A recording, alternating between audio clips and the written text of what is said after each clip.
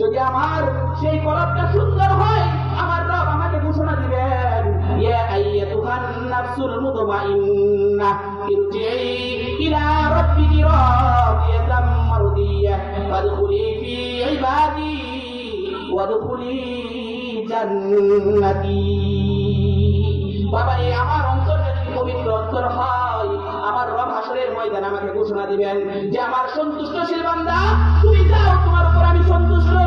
তুমি আমার সন্তুষ্টশীল বান্দাদের কাতারে অন্তর্ভুক্ত হও, যে বান্দাদেরকে আমি আজকে জান্নাতের ঘোষণা দেব। ওয়াদখুলি ফি ইবাদি ওয়াদখুলি জান্নাতি, তুমি ওই বান্দাদের কাতারে অন্তর্ভুক্ত হয়ে আমার জান্নাতের মধ্যে প্রবেশ করো। সুবহানাল্লাহ। আর যদি আমি হই জাহান্নামী, নিজের ব্যক্তিগত পথে আমি হাঁটি, তাহলে এই যে আল্লাহর কোরআনে এই সূরার মধ্যে আল্লাহ পাক বলেন, ওয়াজিআ ইয়াউমাইযিন বিজাহান্নাম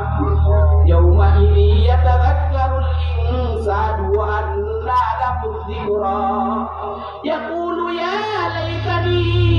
قدمت لحياتي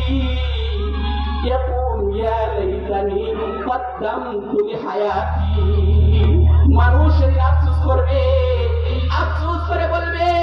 ইয়াকুলু, মানুষ বলবে, ইয়াকুলু ইয়া লাইতানি কদ্দামতু লিহায়াতি, হায়রে আমি যদি আমার হায়াতের জীবনে কিছু আমল ওয়াকফে প্রেরণ করে রাখতাম, কিছু আমল যদি আজকে আমি ওই কবরের জন্য রেডি করে রাখতাম, কিছু আমল যদি আমি পুঁজি করে রাখতাম, তাহলে আজকে তো ওই আমলটা দ্বারা আমি আল্লাহর কাছ থেকে নাজাত নিতে পারতাম, ওই আমলটা দেখায় আল্লাহর কাছ থেকে জামিন নিতে পারতাম। কিন্তু না না, আমি দুনিয়ায় যাইয়া চেষ্টা করছি, আমি কিভাবে বেগম পাড়ায় বাড়ি গঠন করতে পারবো, আমি কিভাবে 10 তলা বিল্ডিং তৈরি করতে পারবো, আমি কিভাবে আমার ছেলেকে আর্মি বানাতে পারবো, আমি কিভাবে আমার ছেলেকে পুলিশ বানাতে পারবো, এই চেষ্টায় আমি দুনিয়া থেকে কইরা যাইছি। এই জন্য যারা এই চেষ্টা কইরা যাইবে, তারা কবরে গিয়ে ভাবে আফসোস করবে, হাসরের ময়দানে তারা আফসোস করবে, ইয়াকুলু ইয়া লাইতানি কদ্দামতু লিহায়াতি, তারা আফসোস করতে থাকবে। সেই আফসোসটা কিন্তু সেদিন কাজে আসবে না। কিন্তু বাবারে, যারা দুনিয়াতে তাইকা আর্মি সন্তানের চেষ্টা করে নাই, পুলিশ সন্তানের চেষ্টা করে নাই, বেগম পাড়ায় বাড়ি করার জন্য চেষ্টা করে নাই, এমপি হওয়ার জন্য চেষ্টা করে নাই, মন্ত্রী হওয়ার জন্য চেষ্টা করে নাই, যাদের চেষ্টা ছিল যে আমার সন্তানটাকে সামান্য কওমি মাদ্রাসায় পড়াবো, কওমি মাদ্রাসায় পড়িয়ে এই যে সাখাওয়াত ভাইয়ের মতো পাগড়িওয়ালা একজন আলেম বানাবো,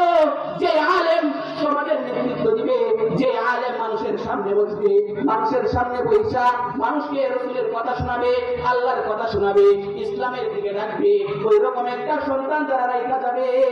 তারা আল্লাহর দরবারে গিয়ে আফসোস করবে না। কারণ ওই সন্তান যারা হাসরের ময়দানে মাতা এবং পিতাকে সুপারিশ করে আল্লাহর জান্নাত পর্যন্ত নিয়ে যাবে।